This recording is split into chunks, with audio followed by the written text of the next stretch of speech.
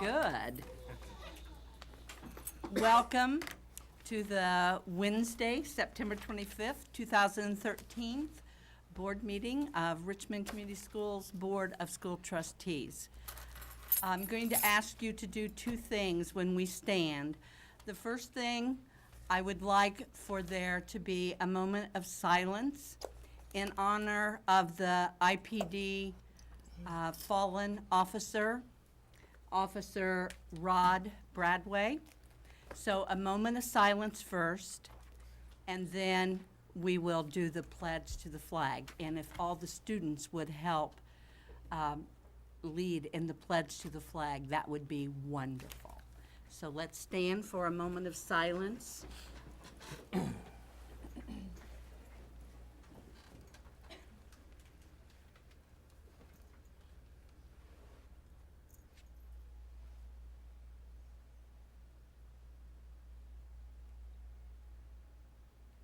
Thank you. And now the pledge. I pledge allegiance to the flag of the United States of America and to the republic for which it stands, one nation, under God, indivisible, with liberty and justice for all.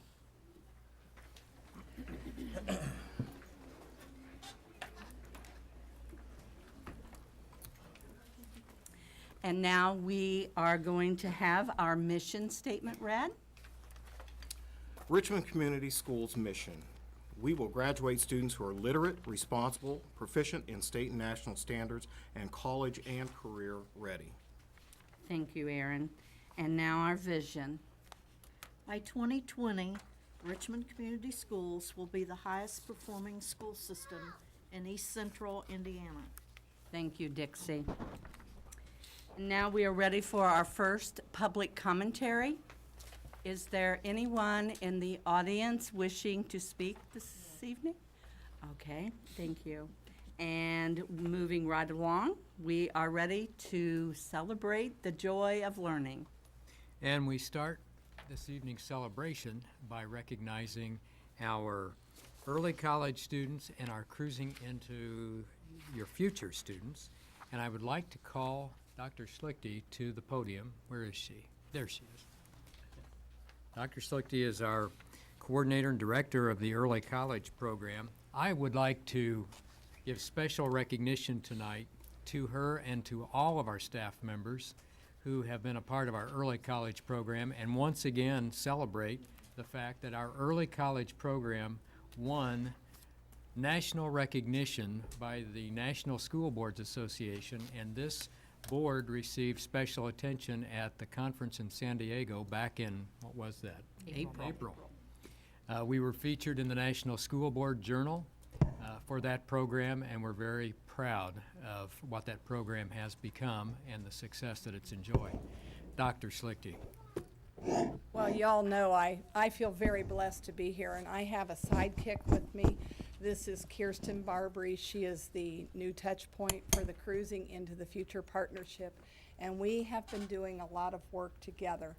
So we're here on behalf of Richmond Community Schools and Ivy Tech Community College and Communities in Schools to recognize the accomplishment of some very special students. And we're so blessed to be here. We'd like to thank the Richmond Community Schools Board of Trustees, because your support since the inception of this program has just been phenomenal. And I think it was very appropriate that you were able to receive an award on behalf of the early college, because without you, it wouldn't be here. And without you and the parents standing there at the back, what you have done to bring your kids to this point, we just thank you. We really do. I'm very, very proud of each and every one of them. This is kind of unprecedented because normally we have two separate receptions, but a wise person suggested we bring them all together, and there's a reason for that. These two programs are sister programs. They look they're kind of like identical twins that are not exactly, don't look alike, but they fit the children perfectly. And so we're going to be celebrating all of them together, because those students who are successful in both of these programs, when they get to the high school, they go together as one and become the RHS Early College. All of these students were nominated by teachers and then narrowed down in a pool to candidate so that they could try for the two programs at the same time. And then we selected the program that best fit the kid, so that we thought where they would be the place they would flourish the most. And so we are really happy to be here with them. Mrs. Barbary is going to talk to you a little bit, and we're going to start recognizing students in a second. Thank you. Students participating in the College and Career Mentoring Program, also known as Cruising Into Your Future, can be found at Dennis, Test, and Hibbard within the Logos School. When meeting with mentors, students will explore and discuss what qualities and characteristics of success are needed in the school, the workplace, like honesty, resourcefulness, and planning. In life interactions, successes in perseverance and courage, thoughtfulness, integrity, those things that help garner success for their future. And students and mentors will also discuss planning for one's success and do some college and career exploration as well. They also discuss how to ask the right kinds of questions, not only to their teachers, but to parents and their future employers. We focus on the education beyond high school, and we're wanting to keep that college mindset, that college thinking at the forefront in their education, so that when they go out to that post-secondary institution, they're prepared for a great future. So along with our community members, our community mentors, excuse me, I'm quite nervous. We are also partnered with IU East and Ivy Tech, Earlham School of Religion. They help us in this effort to help garner our students' successes. Next week, we'll begin our mentoring program with over 19 groups, averaging about 4 to 6 students per group, and each are facilitated by one of the university students and some of our community members. So, thank you. That's good to know. Thanks to our pathway. It's been something working with her, because I think we are close.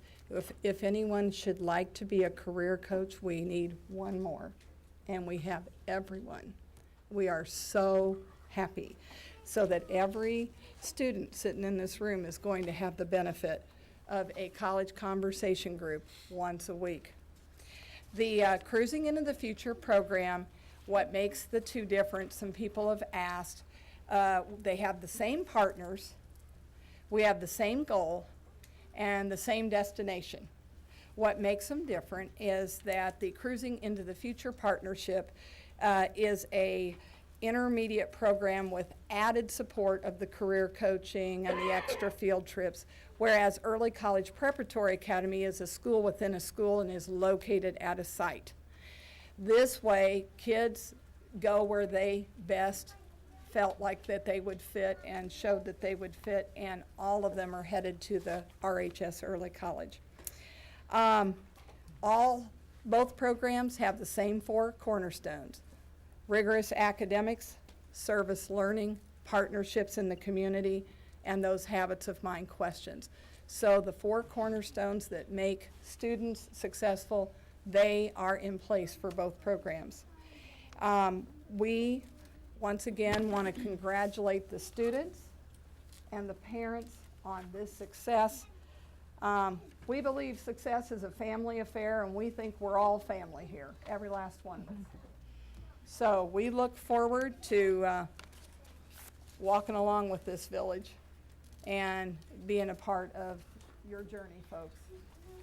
Now, we're going to introduce first, if our Cruising Into the Future students would stand.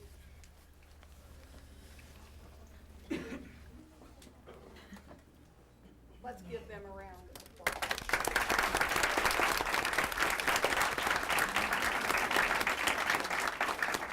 And before you sit down, if you guys could all turn around so moms and dads in the back could take a picture. And I'll get out of the way here and you can get the board in there too.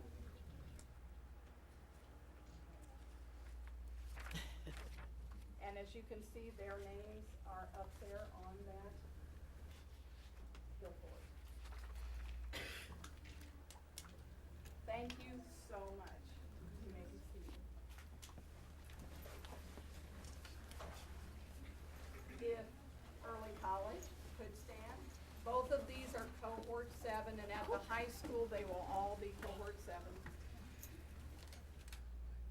Congratulations, early college.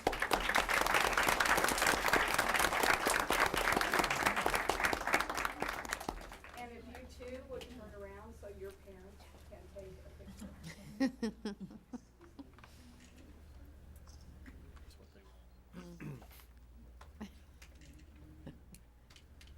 love all the pics. Awesome. Diversity We have lots of cameras. Look, Lily Shambles. Thank you very much, early college students.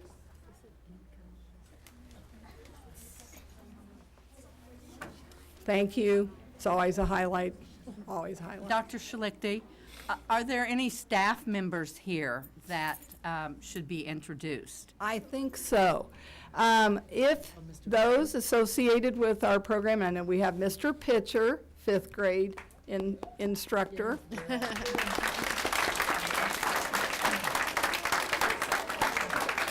Mrs. Gibbs, building principal.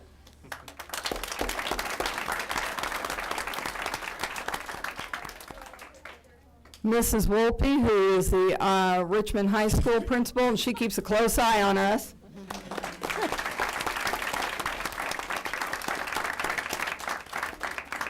Did I miss anybody else? And also, could you share with us how many students that we now have in the early college? We currently have 250 as of last week. And that encompasses what grade levels? Grades 5 through 11.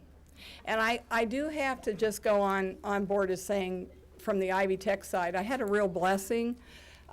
This has been the first week of school. I happened to walk out into the foyer, and I saw several nursing students standing there from our program, and it was kind of a nice thing to see. So we are moving forward, and it is really amazing. Thank you. Any other board members have questions, comments? Wow. I would like to thank the parents, grandparents, great-grandparents, and brothers and sisters who have come out tonight to help us celebrate our early college and cruising into your future students. I would also like to encourage you students to stay on board with us. There are going to be tough days because this is not the easy path. This can be tough from time to time, and we encourage you to stick with it because we have many people out there in the community who are looking for successful students to go on to take some coursework and then to employ. And I encourage you to stay the course, work with your teachers, but also work with your families. And family, we thank you for the support you've given them. Don't give in to the idea, though, that as your children move on to high school, it's time to back away and let them exert their own decision-making. If anything, as they move on into the intermediate years in high school, it's the time to be more involved in their decision-making. So despite the fact that they will tell you otherwise, your support is absolutely crucial, and we thank you for it, and your kids will benefit from it. Thank you. Thank you all very much.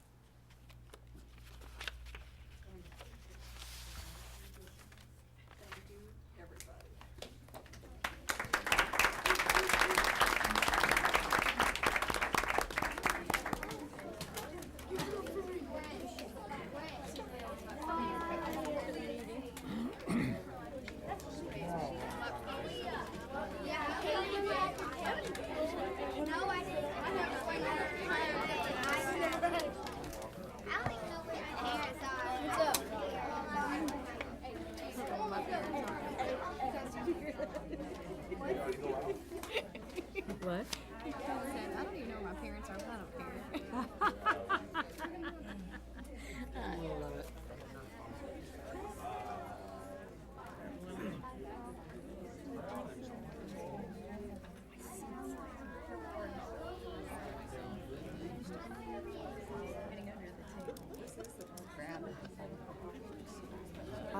Yeah, 'cause they were, I don't know if they got them tonight or whatever, but a lot of them brought them with them, which is great.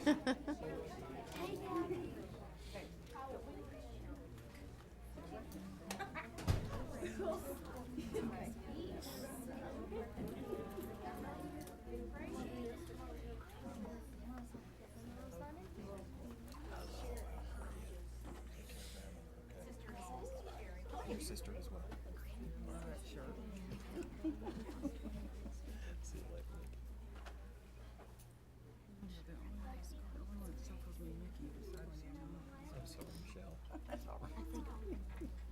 Okay, I think we're ready to move on now.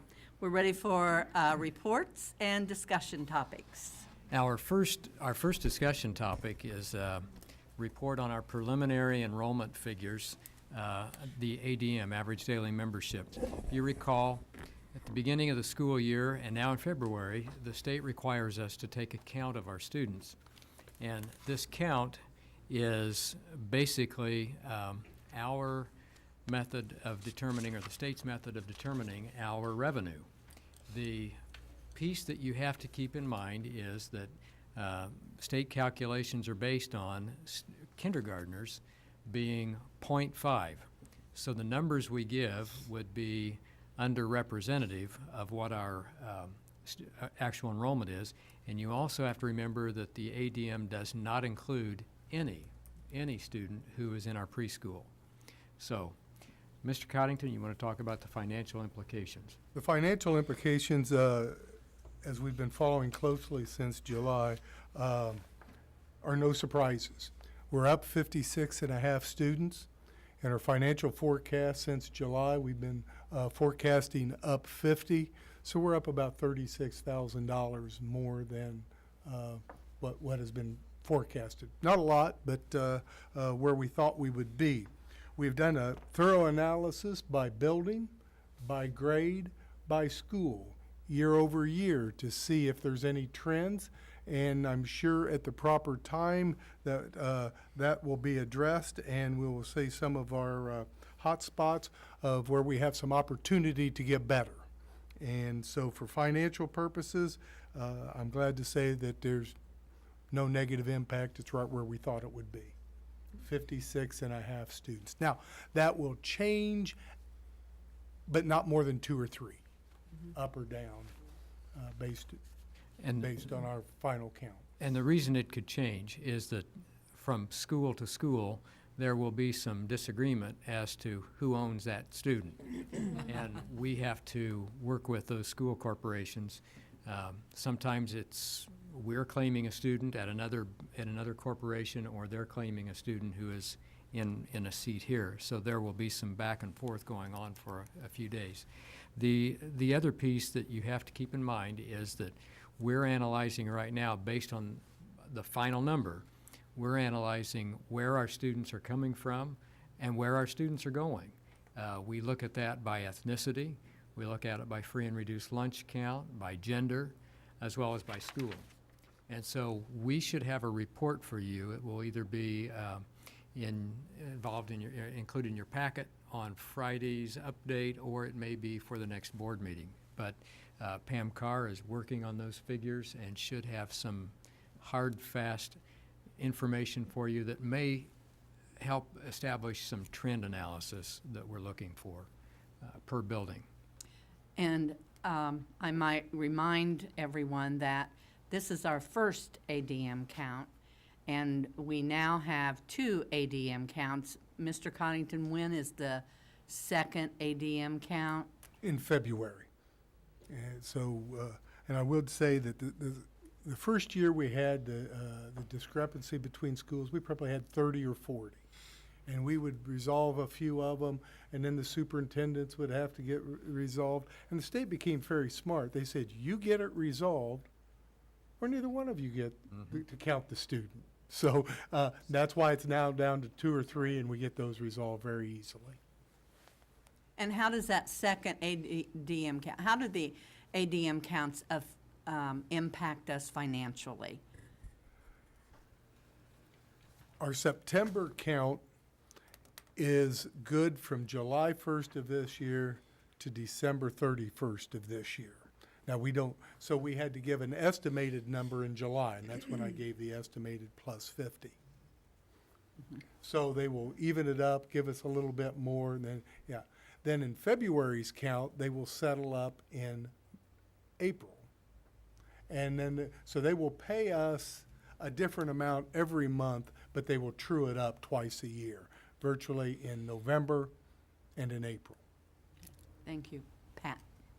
Dr. Borf, when you give us the statistics, I am assuming and hoping that because we had a unique one-time event this year in terms of the KC STEM enrollment, that we will have that as an identifiable number so that we know the impact of that. All of the students who move in will be identified by school or school corporation from which they came. Okay, so we will have that clearly, because that is a one-time unique event that That's right. impacts, okay. Anyone else? Thank you. Our second report, Jeff, do you, Well, I was just Oh, going to go mention ahead. it on the, sorry. there was an article in the paper a couple weeks ago talking about neighboring school corporations, fifth graders class enrolling because of the change in our, but what I find interesting is our fifth grade enrollment is actually up. It's our sixth grade class enrollment that isn't it? So, I mean, and we'll be able to show you where every one of our students went. Or from what place they came. Our next item is is a presentation. You have some people out here in the audience, I think, who came to make this presentation. Has to do with the prom. There's a novel idea, and I think they're going to present that to you, but I'm going to let Mrs. Wolpe make the introductions.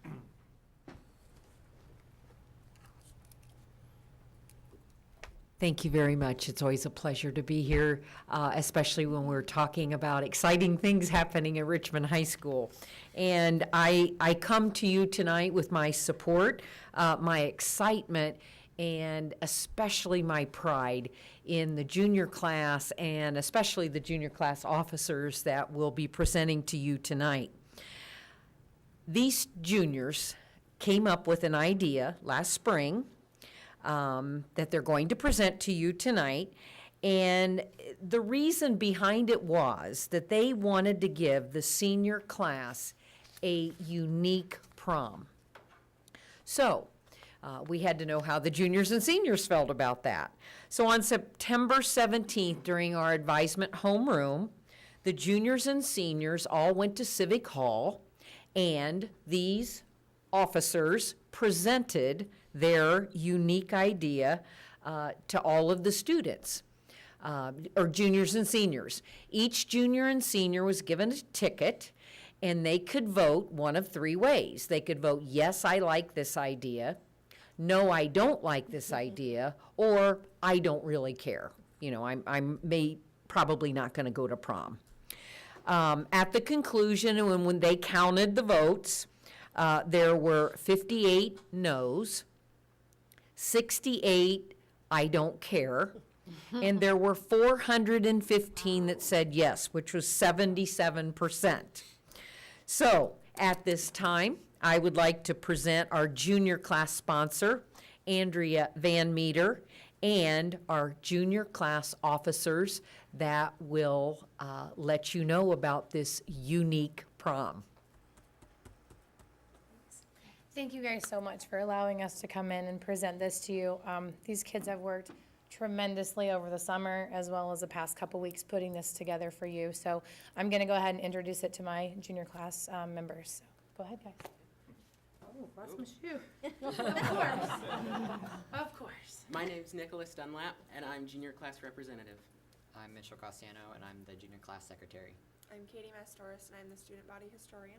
I'm Madeline Kane, I'm the junior class president, and we just wanted to Maddie, speak into the microphone. Okay. We just wanted to share this proposal with you guys and ask for your support because we think this is a really unique opportunity and it's going to be a really good experience.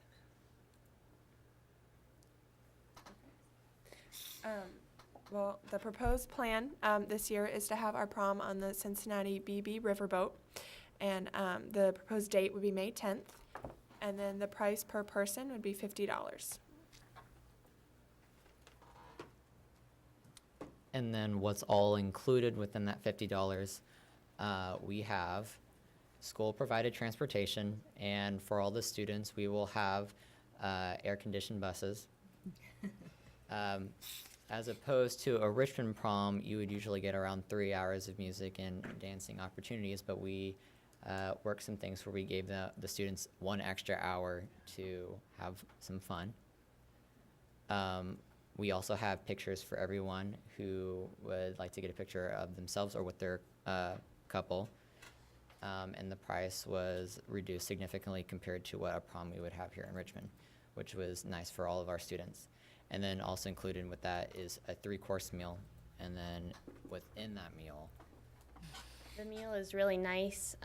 It's a mixed green salad, carved turkey breast and sirloin, vegetable medley and potatoes, pasta primavera, and dessert. So it's a really, really nice meal for everyone.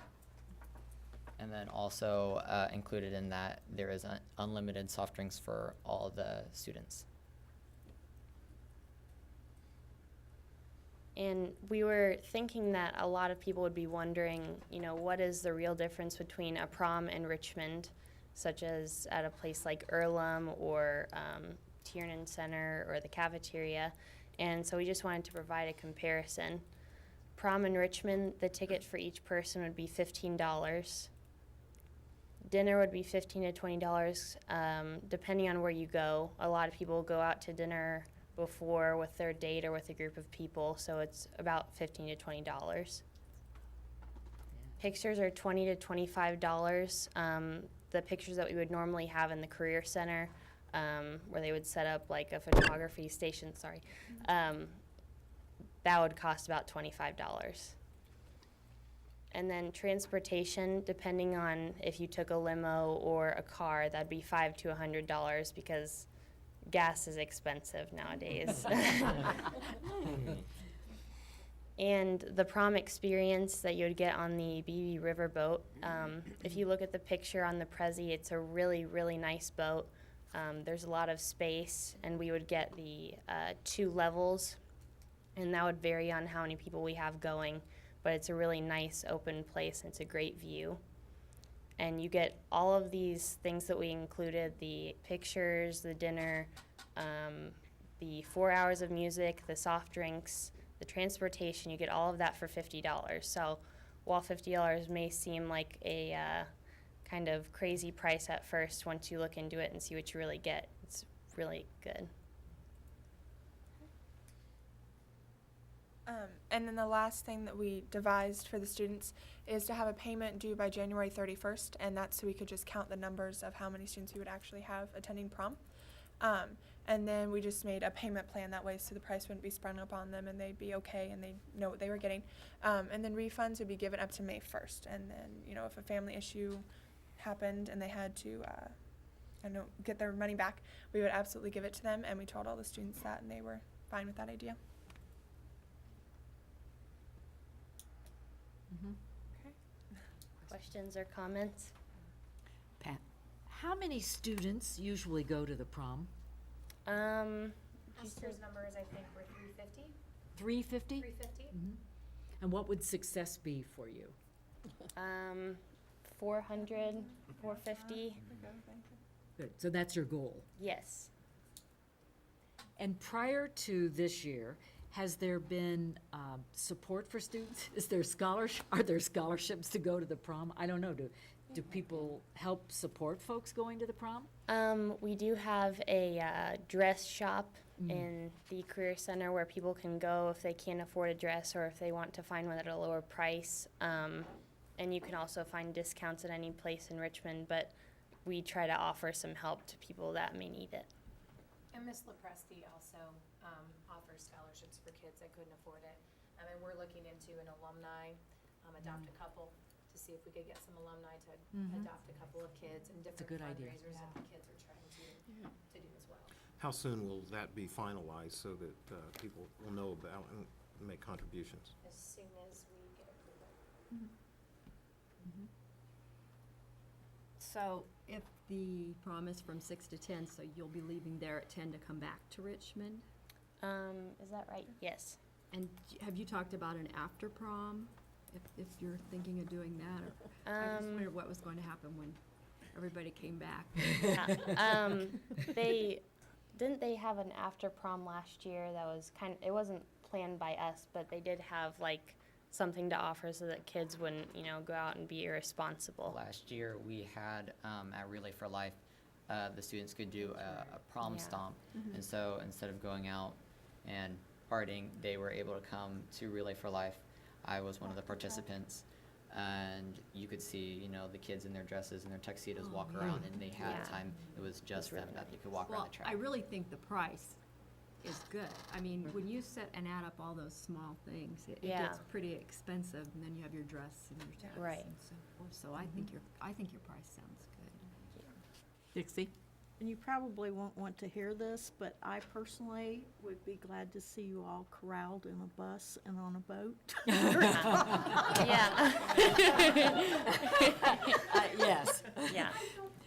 That night and graduation night are two of Yeah. the scariest nights to be school board members and yeah. wake up and read. I mean, in all seriousness, it's the idea of having folks there. Yeah. I mean, and how do we help young people think about responsibility without sounding like we're preaching at Right. them is really a very important thing. And I personally, I think this. Did you survey parents as well? No, we were waiting to get the approval just to make sure that it was a for sure plan until we sent home information with them to share.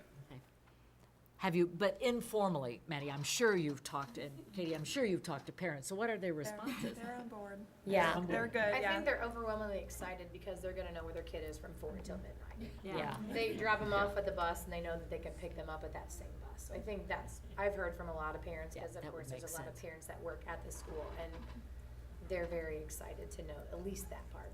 It's a wonderful idea. Aaron? Thank you. First question, how many chaperones? As many as wants to go. All right, okay. Second question, what has been the discussion in regards, you were talking about the role of responsibility for the young people who are going. It's one thing to talk about responsibility when we're going to have a prom or an event here on campus or someplace here in the community, right? Now you're extending, 65, 70 miles away, and you're still an extension not only of our school corporation, but this community in particular. Has there been discussion in regards to the responsibility of each and every one as representatives of your classes, this school corporation, and this community too? Because this is a venture I've never seen in my 16 years on the school board. Yeah. This is a make or break, and I commend you for coming up with this thought. However, it's incumbent to realize that, if it doesn't work, we may never allow this to happen again, Yeah. I think we understand that it's really important for our students to not only show respect for the school and kind of represent the school in a positive way, but for each individual to show their responsibility. And I think that when we explain, what's expected of them, we'll definitely make sure that they understand that we're not just in Richmond anymore, we're in Cincinnati, and we have to show them what RHS is all about. The expectation is already set as well, as far as, if you have any discipline referrals or the amount of tardies you have, that can also exempt you from being able to go. So there is some accountability held for each student before they're allowed to be able to go on this as well. And I think there's going to be some sit-down conversations when it gets closer to time, like what Maddie said, as far as this is how it's going to go, and if, it's something that you don't think you can handle, then maybe you need to make a better choice. Will you be sharing the boat with any other groups? We haven't let it out into the student body yet, but I think we will. I don't There's a know. We'll worry possibility. about that. If we hit 650, we have the whole boat.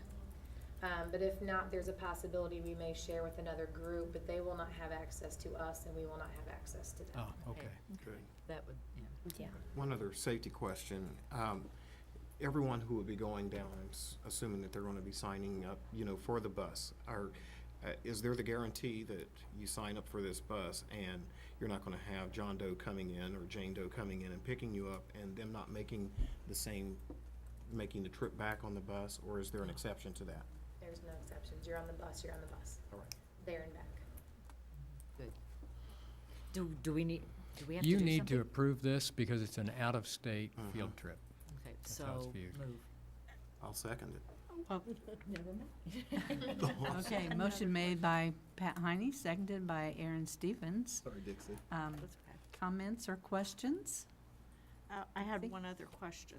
Will you have one or more of the resource officers? Four. Four? We're taking. That are going to, good. Okay. Sounds as though you have Thought it. really dotted every I and. Mr. Stevens wants to go Well, I was gonna as say, well. if none of That's the fine too. if none of our 4 resources officers are excited about going, Yeah. I'll be more than happy to fill in. Charge him double the price. Yeah. That is the only stipulation, So and you we might hate wanna to bring mention people, that. but because we're trying to keep it a unique experience for the kids and keep it cost effective, everybody who goes, whether it's an administrator, chaperone, or whatever, has to pay the $50 because it is per person from the boat. So Good. that is about the only thing that's probably the negative for chaperoning, but I've kind of made Well, but as the chaperone, they're gonna get food too. Exactly. They're And a gonna have- picture, And they're gonna yes. have the enjoyment, so it's money well spent. And for some, it may be their first prom. Well, here's the prerequisite before we take the vote. After the prom is over, we hope that you will come back and share with us your good news of how successful Yes, this experience was. So definitely. we do want some follow-up, Okay. okay? Okay, well, thank you so much for coming, and you did a tremendous job of, I know, I'm just finishing my conversation. I thought you were dismissing them and No, I just wanted to thank them before we voted, so. Did you notice Thank they you. prepared a Prezi as opposed to a PowerPoint? I Yes. was very impressed. And Very nice. very impressed. Very good. PowerPoint supporting. So all those in favor signify by saying aye. Aye. Opposed, same sign. Cool. Motion carried. Good Thank job. you. Thank you, and good luck. Nice Yeah, job. Good job. Thank you. I'm sorry. The student council also wanted to formally welcome you to come to our homecoming parade. That is this coming Wednesday. And do we know the time that starts for it? 6:30. Okay, 6:30, down by the municipal pool. And then after, there's an event at the high school, I believe. It's a picnic and free food and all that. And so we just wanted to welcome you, all of you. Thank Hopefully you. to see you there. Thank you so much. Thank Thank you. you. You know, that really is cool. I mean, the unique It is. and imaginative, Absolutely. Great. yeah, I hope the seniors appreciated Very that. memorable, I hope. I think it will be great. yeah. See who's gonna top that. But how will you top it next year? You know, if it really works. That's for next year's juniors. Yeah, that's right. Mrs. Lopresti, though, always comes up with the best ideas. I remember the one at the airport hangar. Oh, This is an yes. informal Uh-huh. conversation while they're leaving, but the one at the airport hangar was really interesting. Yeah, that one in the gorge and.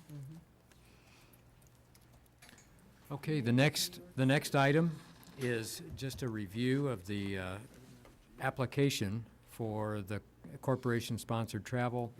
This is an annual request from Dennis Intermediate, from Keith Morey, who is coordinating this. This is a trip to Washington DC. It's for eighth graders, and it would be from May 12th to May 16th. And this is just an information piece, and what we would like to do would be to have questions. If you have questions, the Dennis staff will take those, prepare, and then we'll make a formal presentation for action at an upcoming board meeting. So we're not taking action. I had Anybody questions. have any questions?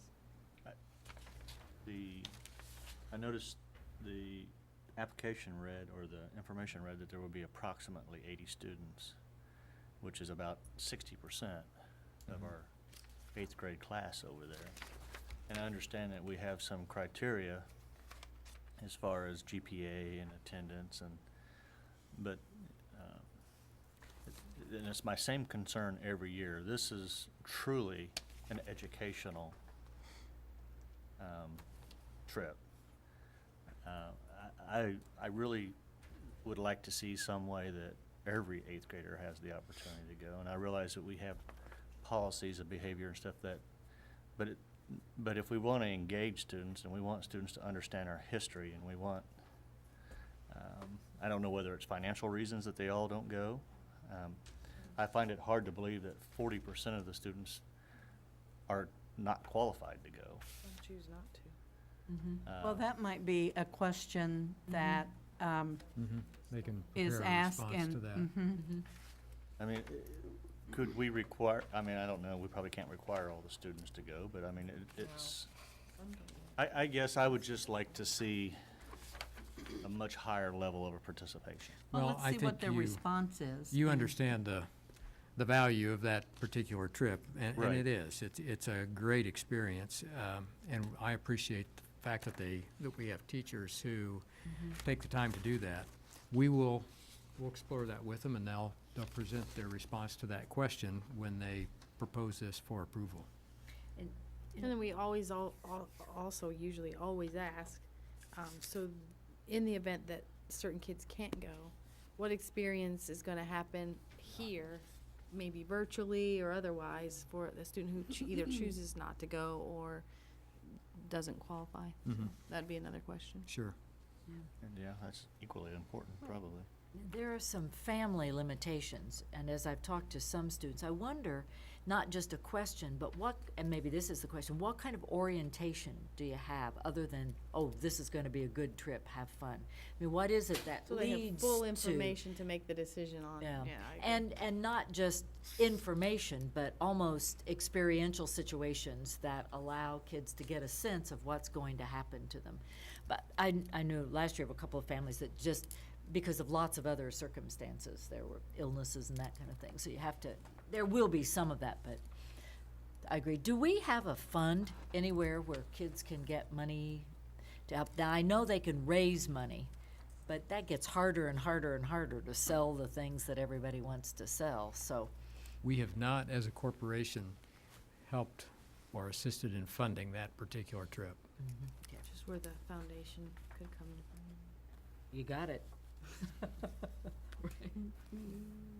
Well, certainly if finances are the issue for several students, then I would hope that we would begin to explore. I would hate to see someone not be able to go because of financial reasons.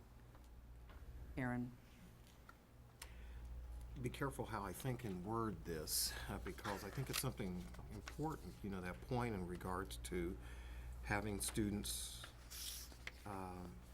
be able to experience the full offerings of what we have to give as a corporation, this field trip, and you're looking at the cost on there,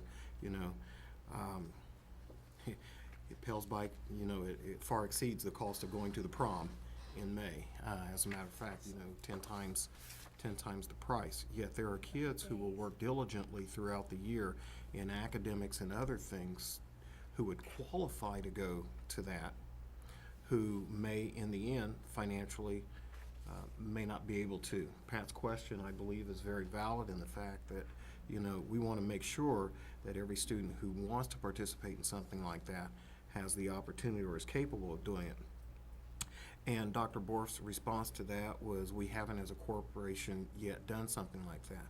Yet, we talk about ADM, we talk about our student growth or our student loss and whatever it may be, and for whatever reason that we keep students or students leave, when you look at the diverse population of our community, our students, those who are going to remain here, over the next few years, we may be seeing, again, that question rising, but in a more direct manner of the fact that we're going to have a lot of students still in our system who may not be able to do that. We want to be the best educational opportunity in the entire eastern side of the state of Indiana. And in 3 or 4 years, when you're looking at our free and reduced lunch rates going up and, our economy as it is, I think it really is something that we need to earnestly think of, creating that call for, if it's all possible, to ensure that every student that stays here knows that they're going not only have the best educational opportunity, but they're not going to be omitted from any of those extracurricular opportunities based upon, you know, the expenses of some of those things that are going on. Because some people will choose to leave, and those we are going to have with us, and those are going to be the core and the foundation of our corporation for a long, long time. We've got to make this the most complete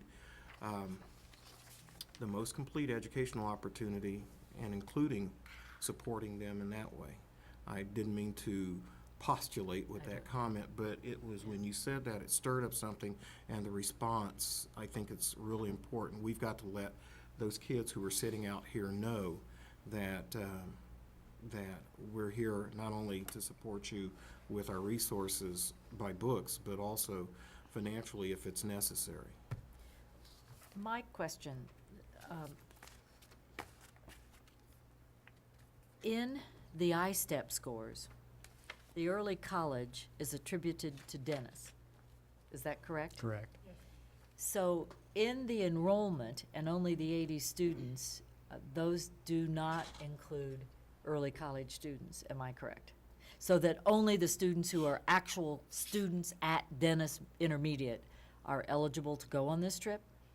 No, the early college students would be eligible for that. So then it is more than only 60% if you add the 8th graders from Dennis and the 8th graders from early college. Well, our ADM at Dennis is 146. That's 46 at Hibbert, so it could be, but the application said they expect 80 students. Well, that's what I mean. I think it's worse than the 60% yeah, you it could be said. right. You Add that indicated. 40 in, right. Yeah, because when you add those 46, then that's over 200 students, and we're only taking 80. So I didn't know how the early college kids were included in the conversation, and Well, we've been doing this ever since I've been here. absolutely. And Mr. every Moore, year, we yeah. ask the same questions. And every year, we have some students who choose not to Not to go. participate even in the very first fundraising activity. Now, we are also here obligated to instill in the students a sense of responsibility and determination. And I would hate to undermine that by simply saying, this trip is yours. And I don't think that's what you're talking No. about. We've also talked about this in the past because anything that the corporation does also has to be offset by a similar opportunity test. provided to test. Yes. And for some reason in the past, test has not made that an option for their students. So there may be others, but those are some of the conversations we've had in the past when the same question, Dave Stidham would raise this question very, very consistently about what kind of opportunities are we making for the kids. And that's the question I will pose to the Dennis staff, because they do make opportunities. Well, There and are a I lot think of the question opportunities. in terms of the number is, what are you doing to increase the number? I mean, if indeed we are serious about making sure more kids go. I know they have lots of fundraising opportunities, but what are they doing to ensure that all kids understand it and go if they want to? Well, and I did want to say that in special cases in the past, that teachers and administrators and custodians and others in the building, as Board well members. as some parents, have assisted in special cases. They've gotten That's- close. And board but not members. And board members, yeah. Right. But those, I picked up 3 questions. They'll be prepared to address your questions when they propose this for approval. Our next item is just for information, and I don't know how preliminary, Dr. Parker may have some better information than I have, but we do have I-STEP results back, and to what extent these are the solid results, Dr. Parker, I'll leave that to you to discuss. Okay. These results are fairly final because the undetermined students have been removed and the IMAS students have been included. The only unknown is if we had more than 3% of our population participate in an alternative assessment, we may need to pull some of those students out, but they will not be pulled from these percentage rates, but they would be pulled from the accountability piece when we do calculate our school grades. Go ahead. My question has to do with the green and red. Why is it that we compare, in this growth environment that we're a part of, why is it we compare third grade to third grade at, for example, Crestdale? Why don't we compare last year's second grade to this year's third grade in the red and green assignment? Well, we do look at it that way, but the state no longer looks at it that way because growth is individual student growth. Every student, individual student's growth is looked at, and remember, they're put in that cohort. Yeah, I And know. so that is a great unknown. I will tell you what schools are doing. One reason we look at it by grade level is we want to continue to look for trends in terms of our curriculum. Sure, and We're teachers. looking at third and fourth grade, we're continuing to see growth in English language arts and math in third and fourth grades, which tells us that we're kind of on the right track with our curriculum. Then what the principals have been asked to do would be to take their students, and obviously we want to see our achievement continue to rise, but then the second half of that accountability piece is growth. And so you'll remember it's sort of a convoluted formula, but they take their students and they rank order them based on last year's scores, and they figure out who their top 75% are and their bottom 25% are. And then I've asked them to also in the same spreadsheet put in those student scores for this year and begin to kind of get a feel for students who've made some pretty big gains, students who haven't made gains, students maybe who have lost, knowing of course that it's all going to be dependent on where that student's cohort performs. So we had students last year who made 60-point gains who had low growth, and we had students last year who lost 20 points who had typical growth. So it just depends on that cohort that they're in. I will tell you this is the last year that we'll be using this particular model. The State Board of Education has until November 15th to posit a new model, and we'll see what that one looks like. But we're living with this one for this year. I can tell you that in some of our schools where our overall achievement wasn't quite where we wanted it to be, we're hopeful that the growth model will bring them up to a good score. I think if you look at the scores, you have to admit that there's some work to be done at the intermediate levels. Have to admit. I mean, because we saw some really nice scores last year and this year, or not last year, but the year before. And then last year's scores did fall in some of those grade levels. Now, I will also say that given the reorganization that we had last year with We were expecting a little bit of that. we were expecting some turbulence on some output, and I think we've seen what it is when you put 75% new student body into a building with 50% new staff and new principals.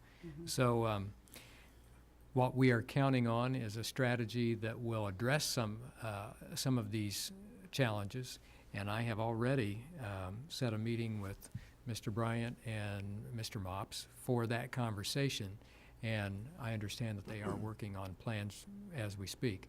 But while Dr. Parker was talking about some of the nice gains that we're seeing, for the most part, at the third and fourth grade levels, we would like to see similar growth from fifth through the eighth grade at the intermediate schools. But it wasn't consistent, was it? There was some green and some red. It was, yeah, in some cases, to broad brush it and say we didn't see good results would not be fair, but for the most part, we see growth as our goal there. Well, it's kind of hard for us to determine from looking at this chart with our fifth and sixth grades Right. having their first year as a baseline. It is hard. You It have, is hard. we have no way of knowing what kind of growth had happened in fifth and sixth, so the only one Well, we can really but look we at. do have our overall percentage where we were as a district at fifth grade last year compared to where we are as a district. So we can look at it for the whole group, we just can't break it down to individual schools. And it is what it is. We have scores. I think there's a little room for doubt in all of our minds as to what these scores mean, since we had so much difficulty with the test. There were over 500 students affected by the interruptions. 3 were exempted, what was the term that they used? Invalidated. Invalidated, because of those interruptions. Out of 500, we had 3. Could very well be that that's exactly the way it ought to be. And to be quite honest, I'm not sure what the state might have done had we invalidated all scores, because the data stream is so important as we make our comparisons and as we set our goals and our baselines.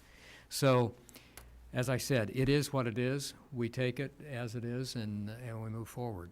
But I can understand why there would be some teachers as well as some parents who are raising their eyebrows at some of these results. I was going to save this comment till later, but I think it's applicable here. The lesson learned from Dennis the year they made their big gains, individual students owned their data. That's right. And yesterday at the Indiana School Board Association, I think Dixie and Linda and I were all in the same session where Marion High School made huge gains because students owned their data. So in the conversation you have with those intermediate school principals, we have to really talk about what is the plan to help students understand and own and be responsible for their own data points. And when we bring iStep back, I'd love to hear even more about how we're going to help students do that, especially in the intermediate schools. I think that would That's make a right, huge especially there. difference. I actually met with Mr. Mops and Mr. Bryant yesterday to help begin the process of creating a plan. And I can tell you that they're both on the same page, and both of them are really saying it's going back to what we know works. And so bringing Steve Benjamin back as a consultant to help, because the 5th and 6th grade teachers weren't exposed to that. Yeah. And, you know, trying to get that sense of urgency back. You know, nothing gives you a sense of urgency like an F.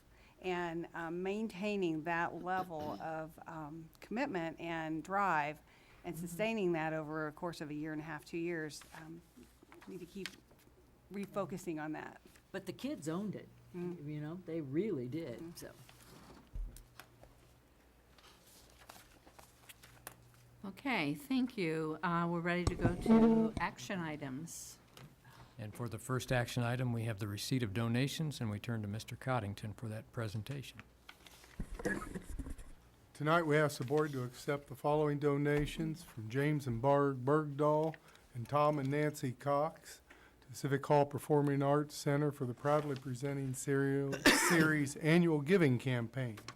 From Dr. Michael Perez and family to RHS Athletics, a donation to the boys golf program in memory of Michael Portanova. From Wessler's Orchards and Farm Market to Charles Elementary for a donation of the cost of a student hayride. From Charles PTO to Charles Elementary, a donation towards a sound system and projection device. From Durbin Real Estate LLC to Test Intermediate, and from McDonald Paul's LLC to Test Intermediate, donations to the support of the Student of the Month program. And from Achieve 3000 Inc. to the RCS Technology Department Tech Expo Scholarship. Tonight we ask the board to accept the very generous donations of $3,434. I have a motion. Kelly Baumgardner makes the motion, seconded by Dixie Robinson. Comments or questions? All in favor signify by saying aye. Aye. Opposed, same sign. Motion carried. Our next item, also presented by Mr. Coddington, has to do with the upcoming RCS auction. As we all remember, that we closed 3 elementary schools, and with that, we have some surplus and obsolete equipment, in fact, quite a bit of it. Now, we've had teachers, principals, and we will continue to next week open the building up to principals to go out to Highland Heights, and anything that they can use, they can have.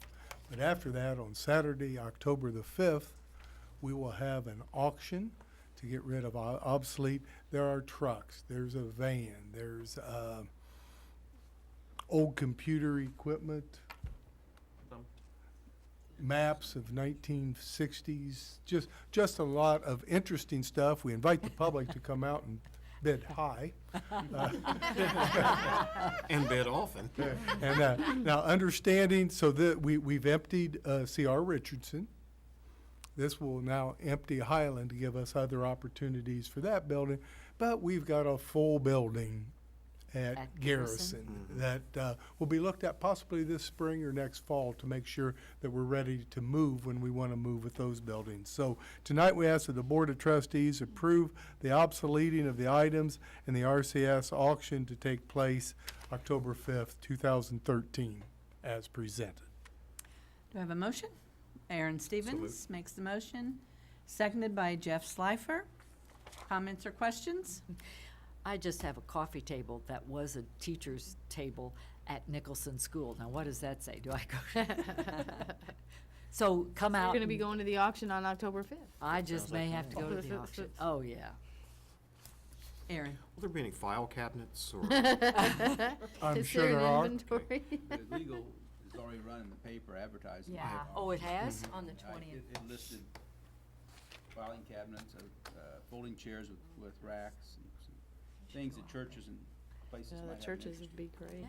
There's a community organization over in Ohio who's needing things. I'll contact them and make sure that they're there on October the 5th because they're looking for, I bet we have some in Indiana too. I could use a filing cabinet. Okay.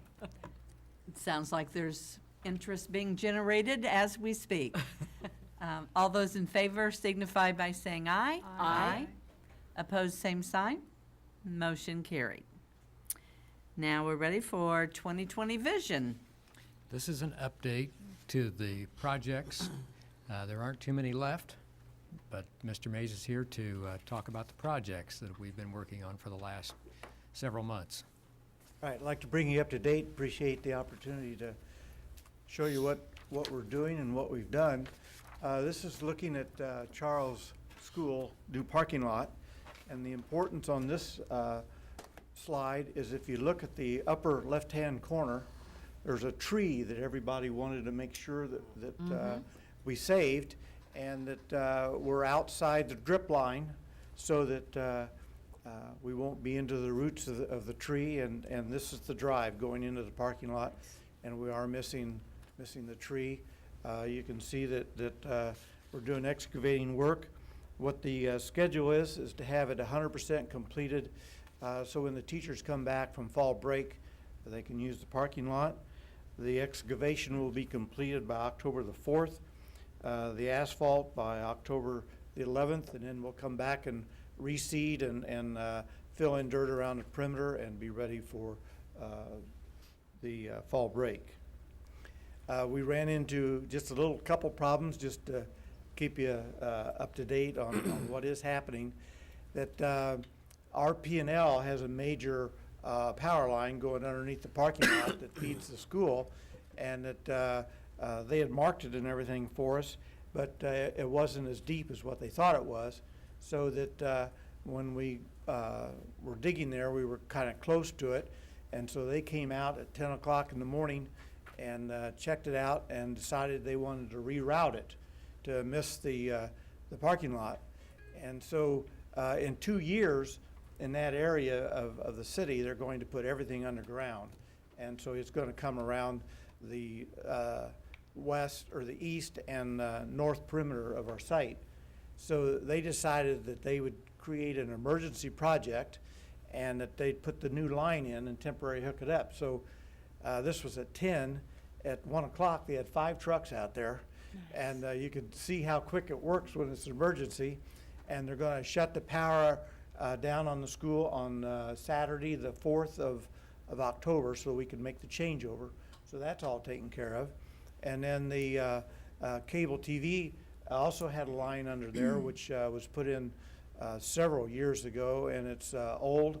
And so we're going to abandon that line, and they said at their cost, they'll come back in and put a more updated line, but they want to come in from the north to the south part of the building. So we're able to take care of that. And if anybody can remember, and I'd like for you to drive by and look at it because you're not going to see it again, there's an ugly conduit going up the south elevation that's gray and sticks out away from the building and lays up on the roof. That's the cable TV, and I've been trying to get rid of that since I've been here. And so that's going away. Well, good for you. Congratulations. So, okay, let's see, trying to find it. Okay, he's still going. This just shows where the power lines went under, about where the backhoe is, and you can see that the excavation is proceeding quite rapidly, and all systems are go.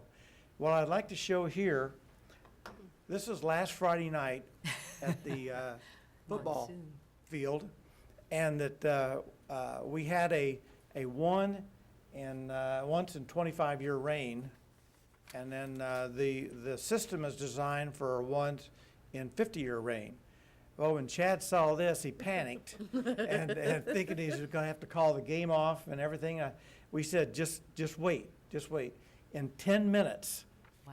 the water was gone, and football team was on the field warming up. Yep. So you went from that in 10 minutes, and this isn't the worst picture, because as it rolled off the center of the field, the water kept creeping more and more into the middle. So I do know that several schools in this area had to cancel their games on Friday night and even on Saturday.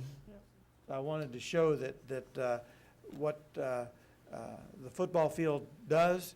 They had soccer practice, not during the heavy rain, but there was a lighter rain that they had soccer practice in with no water standing, and they were still able to practice and use the field in the inclement weather. And that was one of the sales points that we brought to the board when we wanted to use this type of field turf, and you can see that it does work. The other thing I'd like to talk a little bit about the press box. The press box is 99% completed, and that we're proud of that because it's the state-of-the-art press box in Indiana. And with the help of Rob Tidrow, the technology there is outstanding, not only for sports, but also for gym teachers. Gym teacher could take his iPad out there and do his attendance right there. He can keep schedule because we have Wi-Fi. We're all wireless out there on the field. Also, when the radio stations first came in, our first home game, if you remember, you saw all kinds of antennas up on the roof, which was 1970s technology. So with some very strong urging, WKBV was the first one to get rid of their 1970s, and now they went on the internet. Last Friday night's game, they broadcast from the internet using our system, and the other radio station's going to do that this coming week. And so just wanted to let you know, and any coaches or out-of-town teams coming in, they can hook their computers up, and everything's first class. Yes. I had a very exciting or interesting comment from someone during our fall conference who is a sportscaster board member from an NCC school, and he had a complaint about our press box. Though he hasn't been here yet, he had a complaint about it. He said, "We've already heard it's state of the art, but there's not as much space for all the magnificent food that's always served." That is true. That is true. In the other one, the whole second level was food spread out. Yeah. And so, no, she has the same food though, but What's very interesting, he says, because he says, "I'm disappointed in that because the talk of the conference really is they like to come to Richmond because of the food and the amenities that are served up there." I said, you'll Well, and during basketball, it's the same thing. Yes. In the McConnell room. Yes. There's people from Marion, Kokomo, that mention that when they come. That's where they want to stop. So then whenever we go to their schools, we can't find anything. Yeah. I didn't know whether to celebrate here or later. What was the honor bestowed upon the Ron Robinson Plaza and the Hibbard renovation at the latest chamber dinner? Well, we received, I can't remember what the title was. It was an honorable mention. It was, well, we have those out there. We're not ready to present that just yet to the board because the photo piece in that isn't final. They're going to be redoing that once we have all of our landscaping done at Hibbard, and they're wanting to recognize Hibbard and Crestdale. They have recognized Hibbard and Crestdale, but we'll be presenting And those separately, the plaques. Ron Robinson Plaza, as I Yeah. understand. The interesting thing about the awards this year, unlike the past, they had not enough entries, and so everybody won. So this year, they actually did have Lots of more entries. entries, and they did have voting this year, and so we won with voting. Yeah. So we're going to celebrate that later? We are. Okay, never mind. Thank you very much. Thank you, Ron. And now we're ready for our press conference. Any questions from our press? Welcome. Hi, Louise. We'd like to welcome Louise Ronald from the PAL item, our new, at least. No, I'm the pinch Just hitter Louise. tonight. Okay. No decisions have been made of who will be the new education reporter, but I was the person available this evening. Well, we're glad you're here. Thanks. I did have a question I might know the answer to, but I wanted to confirm about the enrollment numbers. When in early discussion of the impact of the Casey STEM Academy closure, the number was frequently 100 new students. This is only showing 56. Is the difference because of how kindergartners are counted in this number? That has some, the kindergarten numbers had some impact, but the impact had nothing to do with KC STEM. It actually had to do with how we were counting vocational students at Richmond High School. Okay. And at the high school, those students are enrolled in courses, but they're not enrolled in the school. So the preliminary numbers that we shared included those vocational students, and we've had to back them out of the ADM numbers. So we do have those 30-some students, but they're not counted on ADM. I see. So if you add the I think it's 29 or 30 to the 56, you get much closer to the 100 that we were talking about. Okay. Thank you very much. Mhm. And if she understands state counting, then she could help us. Okay, we're ready for consent items. We have several consent items tonight.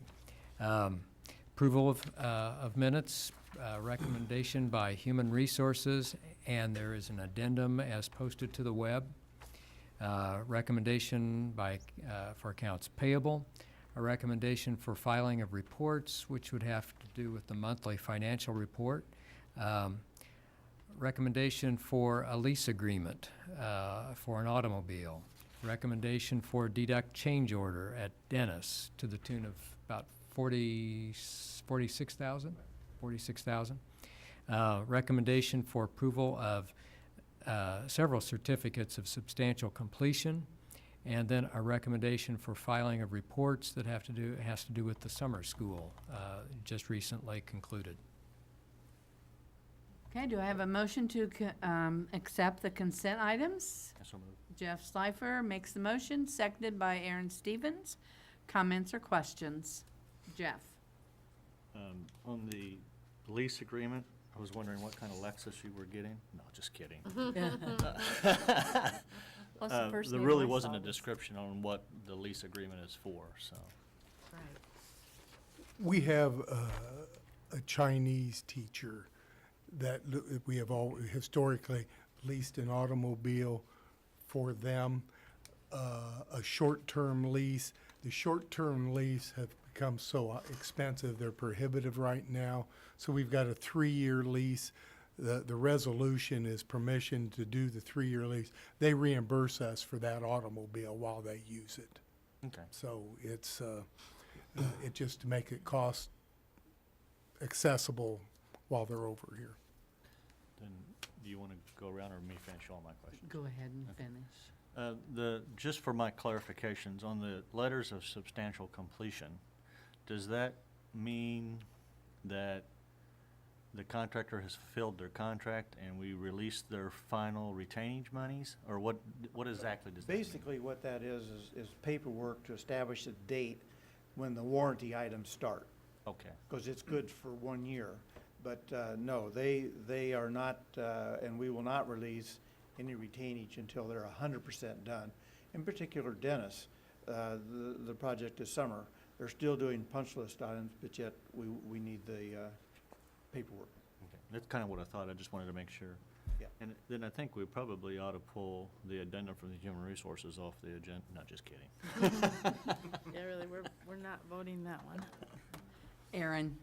Well, that you mentioned it, you know, not to be lost in our consent items is Mr. Coddington's retirement. And I know that we're going to have the opportunity to talk about that next spring. But just personally, you know, that's not something, you know, eventually we work all our lives so we can enjoy, you know, the fruits of our labor. But I'm not ready for you to enjoy your fruits, Bob. You know, it's going, Thank you. You know, you've been marvelous for us. And then Paulette as well, back there. And I'll just have to say, we will miss Paulette. Yes. She's leaving in November, so. Oh, yeah. Yes. She'll maybe Well, do you another. definitely need to pull it off the agenda. Yeah, Yes, pull it off. sorry, that's not happening. She'll be doing maybe another board meeting or so, but we'll miss her. And she told me how many years. But I she won't- started when she was 6 years I old. won't, I'm not going to say, but she's been with us for a long time, so Yes. we need to, for their services, definitely recognize them. Dixie? Well, this goes back to Ron, while he was still up there. I just wanted to ask about the bleachers at Dennis. Are they gonna be there in time for basketball season? The bleachers, we've received quotes, and we've done a PO, and at the earliest we can get them is the first week of December, and they'll be installed in 7 days. So most of the basketball season. Most of the Superhero chair for Yeah, actually, the problem is there's a big, for some reason, big backup in bleachers right now, and we went to 3 different companies, and It's the whole world's got it. they worked it out, so they were talking January, so we did get them into. So what are they gonna use, folding chairs or? Probably, Oh, or Tiernan Center. Yeah, Okay. I was gonna say Yeah. Sure. relocate that Yeah, one. that's what they did last year. okay. Kelly? Well, I just wanted to understand on the Ivy Tech affiliation agreement with the School of Human Services. Does that have, what program is that? What exactly is this? I think it may be like social work. They're having, students have not student teaching, but practicum visits in our buildings. And we've not had an agreement with them before, and we do have a student placed at Dennis, or we did earlier this year. So their students are being placed in Our ours? building. Okay, I didn't understand Part exactly. of the practical experience. I'll need to Right. bring another one. Another college recently sent an agreement. So as I get them, we'll bring them and put them on the Sort of consent like an agenda. internship type? Yes, I think it's good. or it's student teaching where that's appropriate. Mhm. Okay, thank you. Anyone else? Well, and along with that, I also wanted to say to Bob that I have really appreciated you always having your door open, being willing to explain things we don't understand. Yeah. And I know, especially with people like me, that takes a great deal of patience with finance. Works with me. So, and then just keeping the school system on track. So we have 6 months. Thank you. That's been Well, we can't leave out his riveting Riveting. reports that he Riveting. has provided for us. I also want to assure the board that Paulette has had this plan for some time to leave. It when wasn't- she's- I don't It think wasn't so. because she's working with me for the last 2 or 3 weeks. Wink, wink, We know the truth. wink, wink. She just moved it up several months, that's all right. That's true. He keeps trying to convince us of that, Paulette. Okay, all those in favor signify by saying aye. Aye. Opposed, same sign. Motion carried. Now we're ready for public commentary. Does any of our public wish to speak? I think so. Oh, okay. Well, I toyed with the idea of saying anything at all, but Would you identify my name is your- Dan Stafer. I am a resident of South 18th Street here in Richmond. I don't have any kids in RCS, but as a new resident, I had no idea what the RCS was about until I had a privilege of covering meetings for WKBV. So it's been a privilege, but this is my last meeting covering because only because of the fact that my wife has asked me to stay at home to help her at night with our 2 kids and our new 1-month-old baby that just was born. Congratulations. But it's been a privilege to get to know RCS and know a lot more about what's going on in this community as a new staff, a new member of this community, as a employee of Ivy Tech. And yes, it is human services with social work. That's know the people that work with that. So it's been a privilege to get to know at least this aspect of education, to know what type of students I'm receiving as in the medical assisting and ancillary health fields there as an academic advisor, but also to know what the educational attainment is here as a former student as well, to know what I have to look forward to with the 2 students that I have. So since this is Can't wait public. to have your kids. So yes, 3 students. probably overachiever, so like me, hopefully, but yes, as me and my wife are both products of public education, we are Perfect. looking forward to hopefully send our kids to Charles. And I'm probably speaking too much for her, but she doesn't watch these anyway because for her to sleep. But so that's, I just wanted to say that as any public member watching out there, these board members are approachable. They've been very kind to me, including Linda, who cannot stand talking to me because she stumbles like crazy and hates me for asking questions. Sorry, Linda. So, but they've all been super nice and approachable, and it's been a privilege to interview these people for this job and do something that will help me learn my community better. So I would encourage people to approach them and ask questions because I think they will answer hard questions as well. Thanks. Thank you. Thank you very much, and good luck to you. Daddy. Am I approachable even though I don't like answering the questions? Okay, thank you. Okay, we're ready for follow-up, old business. Do you have anything? I'm not bringing any. The only thing that I have is that our handbook for new board members will hopefully be rolled out soon. And I have worked on it, but with the conference and, We've you got a know, couple life months. happens. Pardon? There's a couple months before we have a new board member.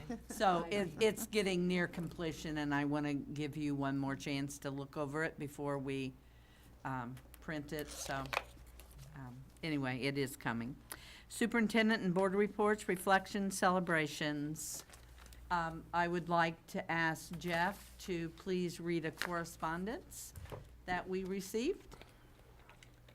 Dear RCS School Board, thank you for your generous support toward the global relationship developed between Charles Elementary and Lumaine Elementary and Quzon, China. I probably chopped that up, I apologize. We are certain that growing this relationship and sharing our educational cultures will have a positive impact on students and families in both countries. Their recent visit to Charles was a tremendous beginning to understand areas in which we already share a vision of excellence. We are opening lines of communication and global awareness and will enhance the mission and vision for Charles Elementary and RCS. Our sincerest gratitude for your support of this initiative. Mrs. Kelly Andrews, Principal at Charles Elementary. Thank you. Also, I want to, let me just say that several of us attended the Indiana State School Board Association Conference. And that would be Pat, Aaron, Kelly, Dixie, Dr. Borf, and myself. And we just attended Monday and Tuesday, so we just really got back. And I didn't know if you all felt prepared tonight to have a conversation about our sessions and what we bring back from that, or if you would prefer to wait and have a chance to reflect. Pat? Probably a little bit of both, but my immediate response was a bit what I mentioned about the data. Marion High School really did a turnaround with, and they called them test talks, and each student had 15 minutes with, in a number of cases, an administrator. Even central office staff went into the high school to have those conversations. But the other thing I just want us to think about, we keep talking about the joy of learning and what to do about that concern. Penn Mishawaka school system, their board said to the schools, especially the high school, make high school more engaging. They didn't just say, oh, wouldn't it be fun if it was more engaging? That was a directive from the board. That was appropriate for the board. They, of course, the high school went out to do it. I would just like us to think about whether we are, as a board, serious about what we've been talking about making education engaging, and using that word instead of going out and spreading joy. But do we want to do a directive? That's not a question for tonight, and it's not a rhetorical question. I would encourage us to bring it back sometime and decide how serious we are. Well, with that being said, I did send out an email today, but I realize that many of you are not by your computers during the day, or may not check your email during the day. And I kind of made a suggestion, well, I didn't kind of, I did make a suggestion that, that since we attend these important meetings where we learn a lot, how do we go about talking about and encouraging implementation of the things that we learn? And so my thought was, if we could sort of think about our sessions and then combine, or pick three things that you think that would benefit Richmond Community Schools, and then have our conversation directed in that manner. And I asked for suggestions from all of you about how we could more effectively talk about our learning, and then make it happen if we feel it's something that is critical to what we do here in Richmond Community Schools. So, anybody else want to make any comments? Well, I wrote a comment back, but you were probably gone by then. But I kind of had to spend today catching up for the time we were gone. So I would like to come back and discuss it, but I would like to have time to go over my notes and reflect Right, on that's what I think is important. Okay. I think we ought to send it out ahead of time. I would too, because I would Okay. like to, we used to, a number of years ago, would meet and we would individually put together basically a compilation of our thoughts in regards to the sessions that we attended, specifically about NSBA. I had some, I was in some very interesting workshops, but, at some point I'm going to be asking the board and Dr. Borf, one of the things that is always near and dear to my heart is school safety. And, one of the workshops that I was in dealt with that. And I know that we have a working program, a working plan, but I'd like to have conversation, at some point in regards to revisiting it and see where we can go in the future with it. Well, and I think we also need to think about, several of us went, but some didn't go, and we want to be able to share our sessions and our learning, what we learned. We need and- education, don't we? And for you to be a part of our conversation. I think that's really important. Well, most of the conversations are ongoing from previous conversations, for instance, technology. I mean, that's something we came back from NSBA ready to talk about, and something that was talked about during the ISBA meetings too. And so it would be like a continuation, I think, of the conversation that Many we've of been them would trying to be. have, yeah. Dr. Bohr, if you have any Well, thoughts? I do have just one observation, and that was a common thread throughout the whole 2 days, I thought, was a growing concern about where public education in Indiana is headed. In some cases, I mean, we saw a wonderful presentation by the West Lafayette School Corporation, actually proposing that local control be given back to the schools down to assessments. I mean, assessments would no longer be state-driven. And that's a very different school corporation from most of the school corporations in the state. But they have reached out to other school corporations to see if they would like to join forces with them in promoting this concept.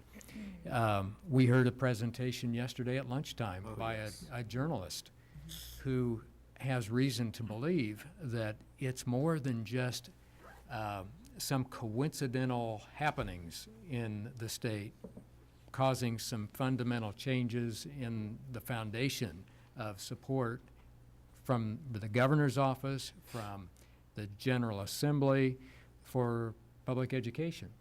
And I think that that's a first time that I've heard such a common thread through the halls, through the presentations, through the lunchtime discussions. There's a real concern by school board members as well as superintendents about what's happening right now. Linda? Yes, Pat? An overnight thought about that, and this is gonna sound a little strange. Maybe I'll tell Louise to turn off her microphone or something. What I came away from the session, by the way, did you get her speech? Are they gonna send it out? They are sending it to us. Okay. In some ways, we as a board have been worried about students going to our neighboring public school systems. What I came away from thinking, we've got to get in connection with our neighboring public school systems, because this is not a fight against them. And in some ways, I mean, the enemy isn't other public school systems as much as the vouchers and other kind of schools. And that was a revelation. That was kind of an epiphany for me. If we try to deal with this in our little silo and not engage the other folks in this county who are involved in public education, then shame on us. This is a bigger picture than just Richmond Community Schools. We had a conversation on the way home. I didn't about get that to ride very- with them, that's why Right, they, yeah. right. And the idea was that maybe it's time to Yeah. resurrect the countywide, at least the countywide school board meetings, and maybe Right. go beyond the county and bring our legislators in. We have their voting records. We know how they feel. And maybe it's Abysmal. time to talk about that Yeah. with them, because we're very concerned about some That's a little bit of trends. a mindset change. You know, a couple of years ago when they freed up transfer language, we got to thinking, oh no, that's the problem. But in some ways, we got to look beyond that. The common good here is the future of public education. Was it, and my last thought, was it just last year, Pat, that you were Outstanding Board Member of the Year? Was it? 2010. Okay. Well, I wanted 3 to, years ago. yesterday, we had the new one, Linda Singer from Western Schools in Howard County, who is acquainted with my family. And it occurred to me that we don't celebrate that as much as we ought to. I hope that Western Schools will be doing a nice job recognizing the dedication of that outstanding board member. We also have an outstanding board member who was recognized by the state, and she made her last appearance as a school board member at that conference. Won't be the same conference next year That'll be without good. you being there. Will be So- the same meetings. Congratulations again, even, what, 3 years after the fact? Oh, thank you. Yeah, right. that was really special because my aunt and my uncle had been nominated for the same award. So it was fun. Okay, Dixie? I had a couple of celebrations. Number one, to communities and schools, which it was in the paper. One of 4 across the nation to receive the Community of Excellence Award for strong partnerships to achieve a collective impact. And CIS is dedicated to helping kids stay in school and achieve in life. And of course, it's very capably led by Vivian Ashmaui. And so I wanted that. And also, I wanted to say thanks to all the Dennis 5th graders for their lively discussion with Dr. Borf and I. It was interesting, thoughtful. They did a great job, and so I wanted to thank them. What we haven't publicly said this evening is Denise Selm. It was on the thing, but to say it when people are listening, Denise Selm is named one of the top 3. She's in the top 3 finalists, and thanks to Dixie. Dixie, would you say more about this? You've been helping her and what the process is and where she's going. You have to do a portfolio, and it's very stringent on its rules and on its questions. And she did her portfolio, and from there they choose the top 10 finalists from the portfolios. After you get in the top 10 finalists, you then go for personal interviews at the state level, and I will tell you, those are rapid-fire questions that you really have to be on top of. And of course, Denise is a great interviewer, so I'm sure she did a super job. And so now we are anxiously awaiting the announcement of who will be the Teacher of the Year. She does do a meet and greet with Superintendent Glenda Ritz tomorrow. But that's simply a meet and greet, and then hopefully we're going to know around the 1st of October. Is the meet and greet there? At there. Don't they come here to make? Yes, they will come here. Well, I would like to again celebrate our early college students and the Cruising into the Future students and all of their families that came tonight to for them to be recognized, and we're certainly proud of them and appreciate the support of the parents. Anybody else have anything they want to? Okay. Thank you. We are adjourned.